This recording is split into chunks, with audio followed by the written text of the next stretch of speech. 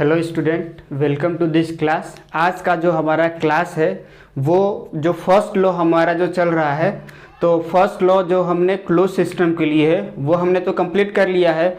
अब आज से जो हमारा जो क्लास होगा वो first law for open system के लिए स्टार्ट होगा। देखिए, जो क्लोज सिस्टम है उसके ऊपर हमें बहुत सारे न्यूमेरिकल्स भी ऑब्वियसली करना है। तो मैं अभी क्या कर रहा हूँ कि बहुत सारे न्यूमेरिकल जो कि एक कॉम्पिटिटिव एग्जाम और एज वेल एज जो आपके एग्जाम में पूछे गए हैं, मैं उसको अभी थोड़ा कलेक्ट कर रहा हूँ। एक्चुअली थोड़ा सा टाइम लग रहा है, हम लोग भी न्यूमेरिकल भी हमें करना है, बट वो जो टाइम है उस बीच में हम क्या कर लेते हैं कि जो हमारा थ्योरेटिकल पोर्शन है फर्स्ट लॉ का, जो ये ओपन सिस्टम के लिए, वो पढ़ लेते हैं। क्लियर है? तो आज बेसिकली आज से जो हमारा जो क्लास का जो स्टार्ट होगा वो होगा हमारा क्या, जो फर्स्ट लॉ ऑफ थर्मोडायनेमिक्स है कि ओपन, जैसे क्लोज सिस्टम के लिए तो हमने एक डिराइव किया कि जो एक इक्वेशन होता है जो फर्स्ट लॉ ऑफ थर्मोडायनेमिक्स का कि dq equal to du plus dw, वो आपको याद आ रहा है। या अगर साइकिल के लिए अगर हम बात करें तो cyclic integral of summation of q equal to summation of w, तो ये तो हमने क्लोज सिस्टम के लिए हमने पढ़ लिया है। अब हमको क्या करना है, यही जो फर्स्ट लॉ है अब वो ओपन सिस्टम के लिए पढ़ना है। क्लियर है? तो आज का क्लास हमारा वहीं से स्टार्ट होने वाला है।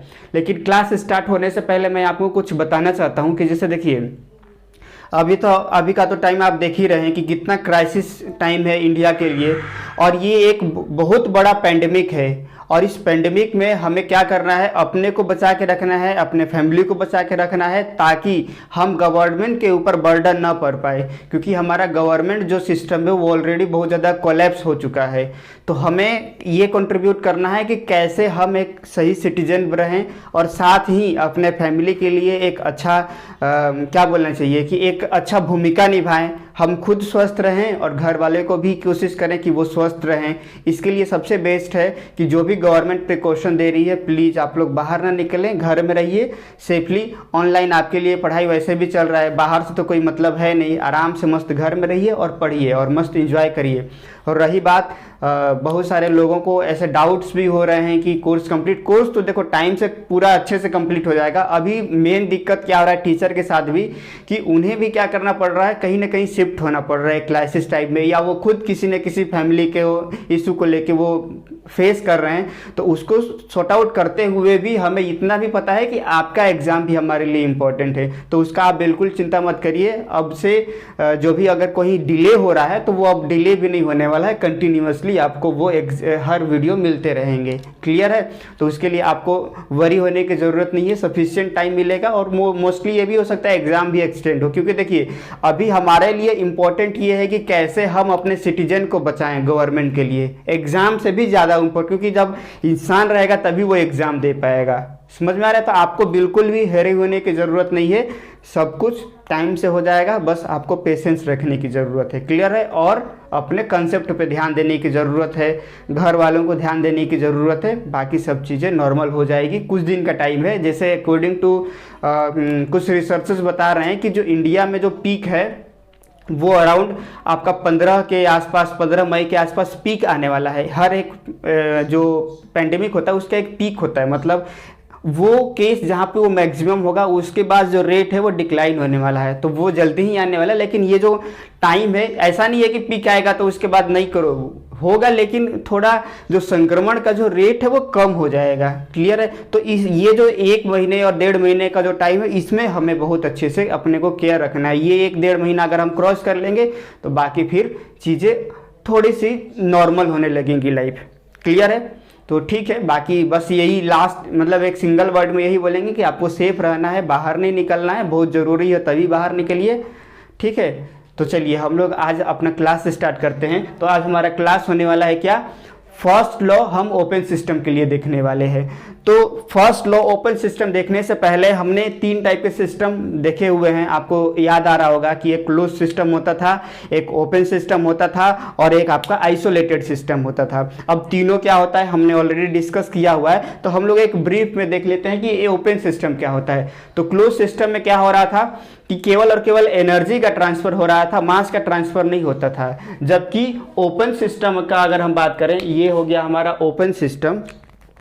तो ओपन सिस्टम में क्या होता है, हमारा एनर्जी का भी वो सिस्टम बाउंड्री के थ्रू ट्रांसफर होता है और मास का भी होता है। इसका मतलब क्या हुआ, जैसे ओपन सिस्टम का एग्जांपल जैसे मान लीजिए टरबाइन है, तो टरबाइन में क्या होता है, एक तरफ से स्टीम का फ्लो रेट, स्टीम आता है और दूसरे तरफ से स्टीम बाहर निकलता है। तो मतलब अगर मैं इसको एक क्लोज एक कंट्रोल वॉल्यूम ले लूँ ये वाला में, तो हम ये देख रहे हैं कि इसमें मास का भी एंट्री हो रहा है, मास का आउट भी हो रहा है।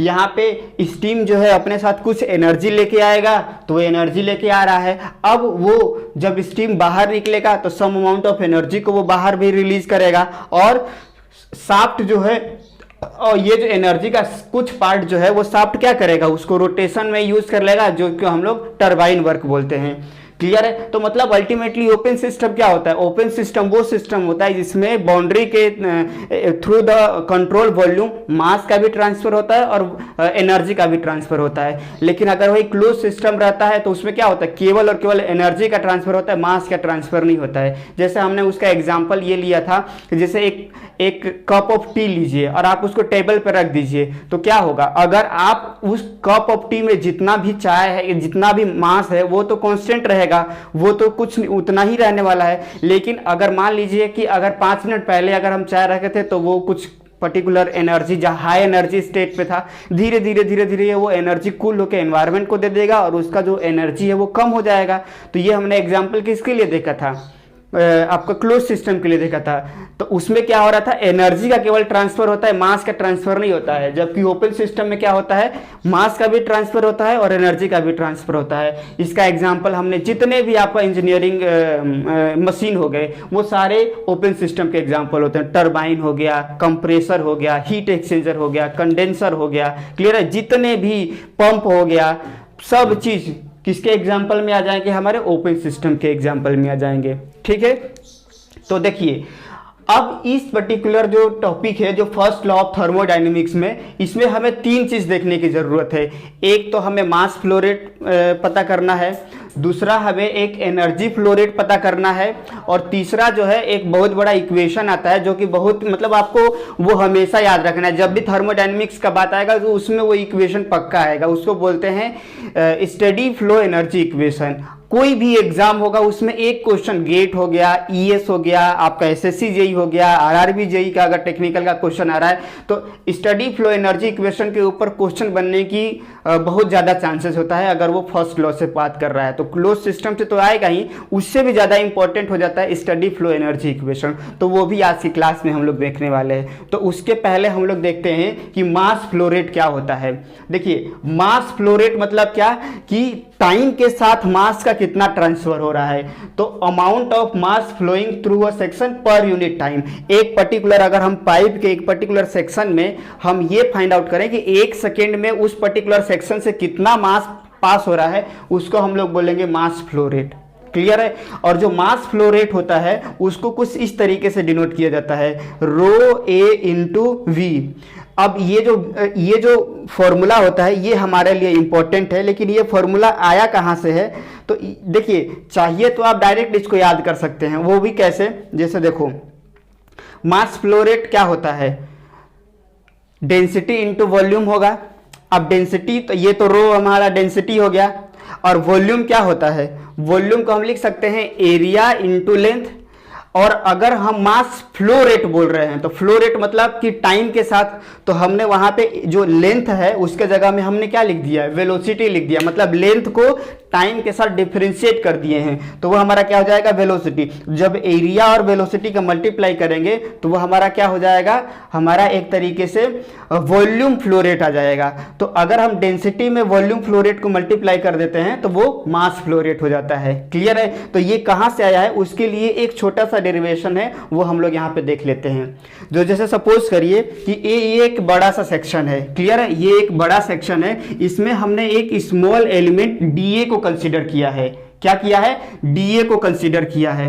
तो जब हम ये डीए को कंसीडर करेंगे तो यहाँ पे देखिए इस डायरेक्शन में वेलोसिटी, वी वेलोसिटी से फ्लो हो रहा है। जो वेलोसिटी है वो v वेलोसिटी से यहाँ से फ्लो हो रहा है, और इसके टेंजेंशियल डायरेक्शन में ये जो vt है वो वेलोसिटी vt टेंजेंशियल वेलोसिटी इस डायरेक्शन में है, और इसके परपेंडिकुलर में एक vn वेलोसिटी है। क्लियर है? तो जो ये जो vn वेलोसिटी है,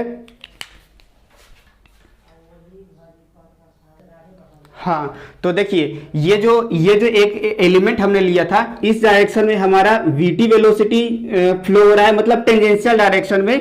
रियल वेलोसिटी इस डायरेक्शन में हमारा मास फ्लो हो रहा था, उसका हमने दो कंपोनेंट ले लिया, एक तो हमारा टेंजेंशियल डायरेक्शन और एक हो गया हमारा नॉर्मल डायरेक्शन, और इनकी दोनों के बीच में ये जो एंगल है वो एंगल कितना है हमारा, थीटा है। तो देखिए अगर हम एक इस एलिमेंट में अगर हम बात करें कि कितना मास फ्लो रेट होगा, तो उसको हम क्या लिख सकते हैं, रो इनटू टेंजेंशियल डायरेक्शन में। क्योंकि देखिए मास फ्लो रेट हम क्या बोल रहे हैं कि ये पर्टिकुलर अगर पाइप है तो इसके इस पर्टिकुलर सेक्शन अगर हम एक्स एक्स ले रहे हैं तो इससे कितना जो क्या बोलना चाहिए, मास ट्रांसफर हो रहा है। तो अगर ये सेक्शन से ट्रांसफर हो रहा है तो हमेशा अगर ये फ्लो रेट ऐसा है तो वेलोसिटी क्या होना चाहिए इसका, हमेशा ये पर्टिकुलर एलिमेंट के नॉर्मल वेलोसिटी होगा। तो इसीलिए जो फ्लो रेट है उसका हमने क्या किया है, नॉर्मल वेलोसिटी यहाँ पे हम लेते हैं, प्लस कितने पर्टिकुलर एरिया में। अब अगर ये एरिया डीए है तो उसमें ये तो रो हो गया हमारा डेंसिटी, और वीएन इंटू ये डीए हमारा क्या हो जाएगा, वॉल्यूम फ्लो रेट। अगर मास फ्लो रेट अगर हम लोग फाइंड आउट, देखिए यहाँ पे हम लोग क्या करने की कोशिश कर रहे हैं, मास ट्रांसफर निकालने की कोशिश कर रहे हैं। तो जब मास ट्रांसफर रेट निकालने की कोशिश करें, यहाँ पे डीएम डॉट होगा, मतलब अगर जहां भी डॉट लग जाता है इसका मतलब वो टाइम के साथ डिफरेंशिएट हुआ है, हमेशा याद रखिएगा। तो यहाँ पे हम मास फ्लो रेट निकालने की कोशिश कर रहे हैं, तो वो क्या हो जाएगा हमारा डेंसिटी, ये हो गया हमारा डेंसिटी इंटू ये हो गया हमारा वॉल्यूम फ्लो रेट। जहाँ पे इसको आप लोग कंफ्यूज हो रहे होंगे तो बल्कि इसको लिख लीजिए, रो को हम डेंसिटी बोल रहे हैं, और ये जो Vn है, ये Vn जो है वो क्या नॉर्मल वेलोसिटी है। कोई स्टूडेंट इसको वॉल्यूम से रिलेट कर रहे होंगे, इसलिए इसको बल्कि लिख लीजिए, ये है हमारा नॉर्मल वेलोसिटी।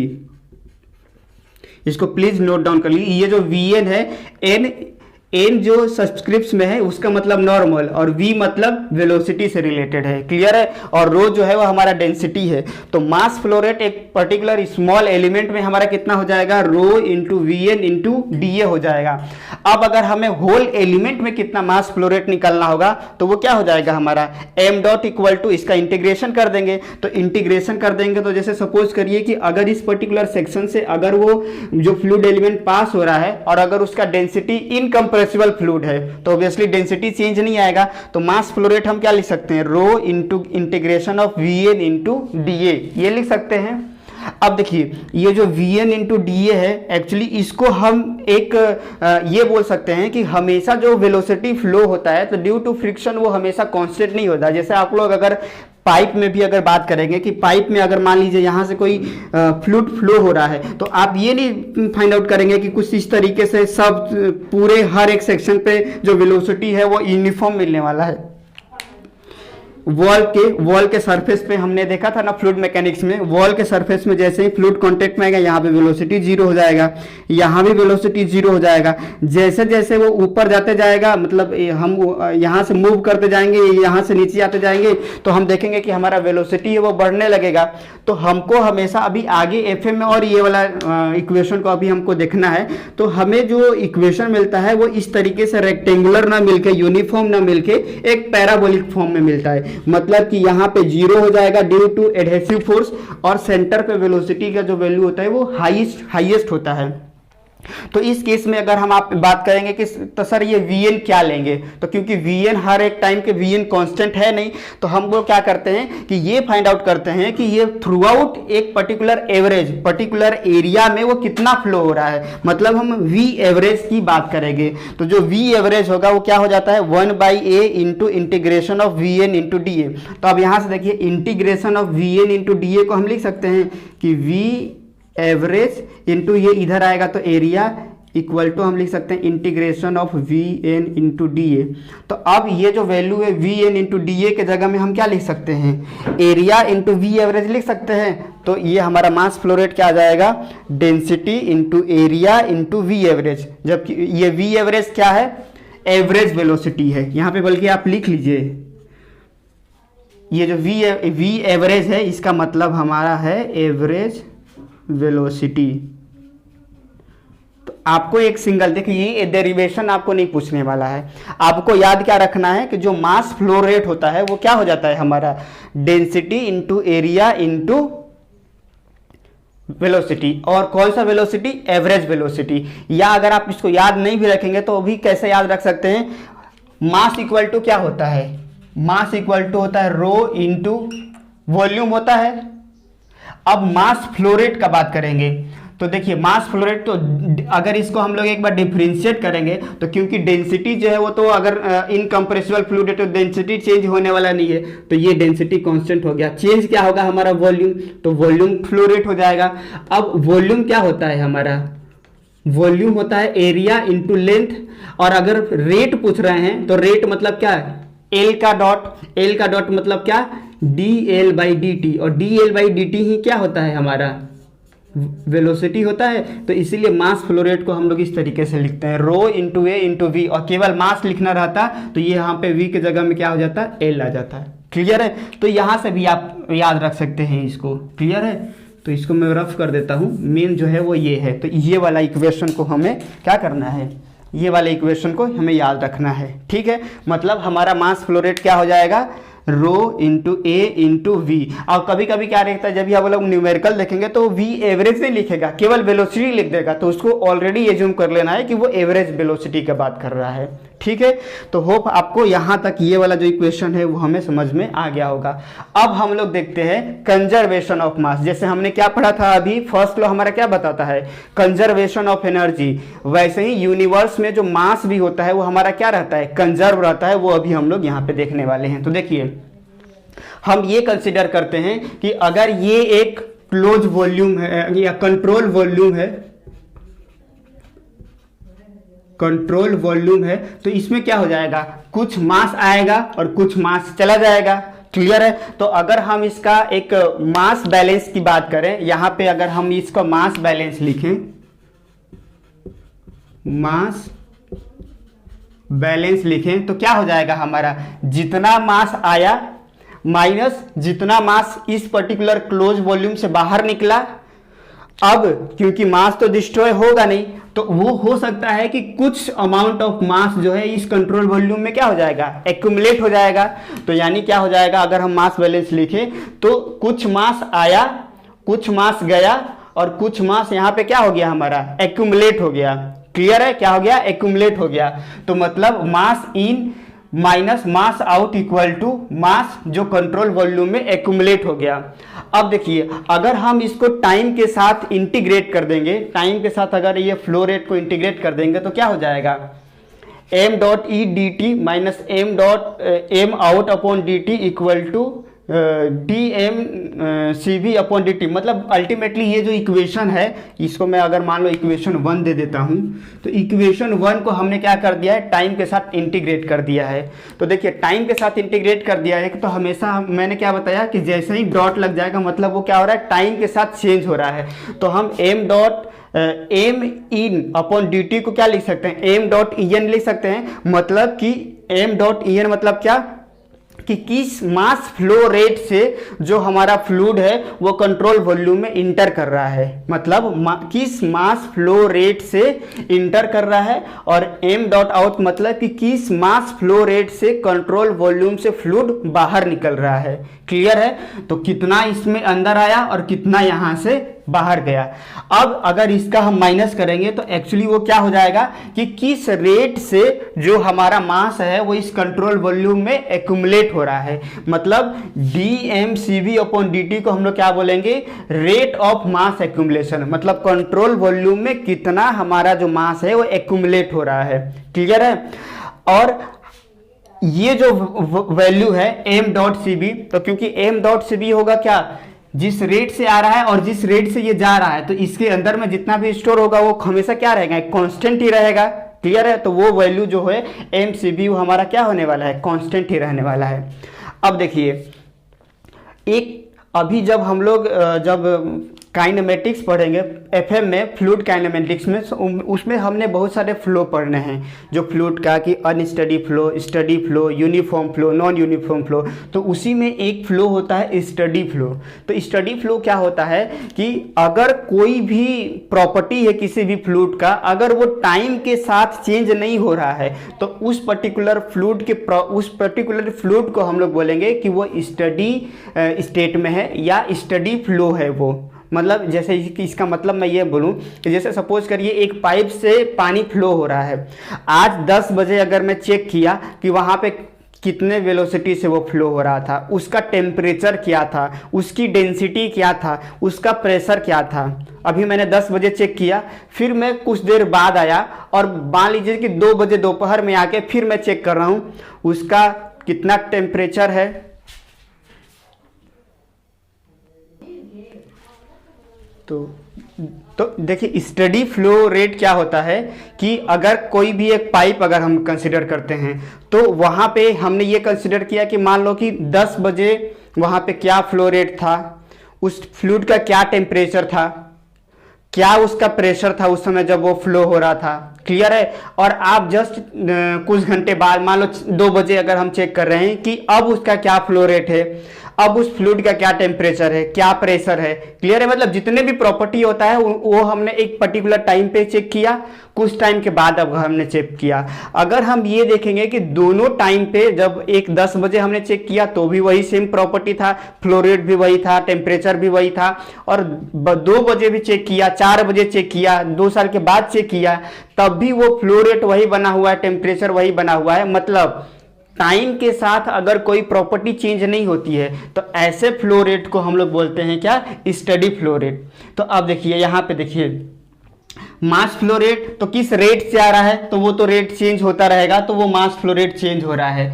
या एक पर्टिकुलर टाइम के साथ कितना हो रहा है, वो कितना इस अंदर आ रहा है, वो हमें m.cv लिख दिया है। कितना आउट हो रहा है, m.out लिख दिया है, आउट लिख दिया है। जबकि इसमें कितना एक्यूमुलेट हो रहा है, तो हमेशा क्या हो जाएगा, जितना इन आया और जितना आउट आया तो उसका सम अमाउंट यहाँ पे स्टोर होगा। तो अगर इस पर्टिकुलर क्वांटिटी को अगर हम टाइम के साथ डिराइव करेंगे, तो क्योंकि ये जो मास है वो कांस्टेंट ही रहने वाला है, तो टाइम के साथ अगर हम उसको डिफ्रेंशिएट करेंगे तो वो अल्टीमेटली क्या होने वाला है, 0 होने वाला है। ठीक है? तो अगर मैं इक्वेशन में ये जो रेट ऑफ मास एक्यूमुलेशन है, वो अगर स्टडी फ्लो का बात करें किसी भी सिस्टम का, तो वो हमारा क्या हो जाएगा, रेट ऑफ मास एक्यूमुलेशन वो 0 होने वाला है। क्लियर है? तो जब वो 0 होने वाला है तो अल्टीमेटली हमारा क्या मिल जाएगा कि जितना मास, जिस रेट से वो फ्लूइड अंदर आएगा किसी इसमें, और जिस रेट से वो बाहर आएगा, दोनों अमाउंट क्या होने वाला है, हमारा बराबर होने वाला है। क्लियर है? तो अब देखिए, जितना मास इंटर हुआ, तो हमेशा याद रखिएगा मास बैलेंस में क्या हो जाएगा कि जब किसी सिस्टम जो है वो अगर स्टडी स्टेट कंडीशन में है, तो जितना मास उसके अंदर किसी कंट्रोल वॉल्यूम में इंटर होता है, उतना ही मास क्या हो जाता है, उससे बाहर निकलता है। क्लियर है? तो इसी को बोलते हैं क्या, कंजर्वेशन ऑफ मास। मतलब मास का कभी भी क्या होता है, लॉस नहीं होता है, और नहीं वो क्या हो जाता है कि अलग से कोई भी क्या होना चाहिए कि उसको क्रिएट कर सकते हैं। मास जो है वो बस कांस्टेंट रहेगा। इसका एक और एग्जांपल ले सकते हैं कंजर्वेशन ऑफ मास का, कि जैसे एक वेसल लीजिए, उसमें मान लीजिए 10 लीटर वाटर है या 10 केजी वाटर है। जब हम लोग को हीट करेंगे तो पता चलता है कि उसमें कहीं भी वाटर बचता नहीं है, तो क्या वो मास तो खत्म हो गया? मास खत्म नहीं होता है, बस उसका फेस चेंज हो जाता है। वो क्या हो जाता है, वही 10 केजी वाटर है वो 10 केजी वेपर में कन्वर्ट हो जाता है, बट लॉस नहीं होता है। तो क्या होता है, अल्टीमेटली चेंज होता है बस उसका फेज, बाकी मास जो है वो कंजर्वेशन रहता है।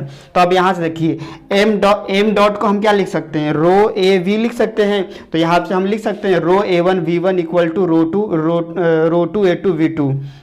तो इसी को बोला जाता है कंटिन्यूटी इक्वेशन, भी एक नाम दिया जाता है, कंटिन्यूटी इक्वेशन, इसको बोला जाता है। रो1 A1 V1 equal to रो2 A2 V2, जहाँ रो वन क्या है, इनलेट कंडीशन पे क्या डेंसिटी था, इनलेट कंडीशन पे एरिया क्या था, और इनलेट वेलोसिटी कितना था। रो टू क्या हो जाएगा, सब आउटलेट पे क्या डेंसिटी था, क्या एरिया था, क्या वेलोसिटी था, तो इसको बोला जाता है कंटिन्यूटी इक्वेशन।